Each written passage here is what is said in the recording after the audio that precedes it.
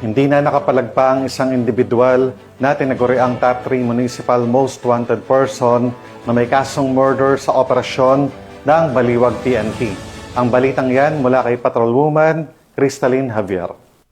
Na naaresto ng mga tauhan ng Baliwag Municipal Police Station ang top 3 most wanted person municipal level sa isinagawang operasyon alas 3:45 ng hapon sa Barangay Sulukan, Angat, Bulacan. Kinilala ni Police Lieutenant Colonel Jason F. San Pedro, Chief of Police ng naturang istasyon, ang suspect na si alias Nenok, 55 anyos, walang trabaho at residente ng Angat, Bulacan. Nadakip ang suspect sa bisa ng warrant of arrest para sa kasong murder na inisyo ni Honorable Alexander P. Tamayo, Presiding Judge Regional Trial Court, 3rd Judicial Region, Branch 15, Malolos, Bulacan, na walang inirerekomendang piyansa.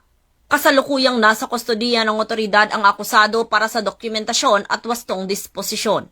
Ayon kay Police Colonel Angel L. Garciliano, Provincial Director ng Bulacan Police Provincial Office, ang pag-aresto sa mga most wanted persons, lalo na sa may mga kasong may kinalaman sa karahasan, ay patunay na walang tigil ang kampanya ng kapulisan para maihatid ang hustisya at mapangalagaan ang kaligtasan ng bawat mamamayan. Patuloy ang pambansang pulisya sa pagpapatupad ng maigting na operasyon laban sa kriminalidad upang matiyak na ang mga nagtatago sa batas ay mapanagot sa kanilang mga krimen.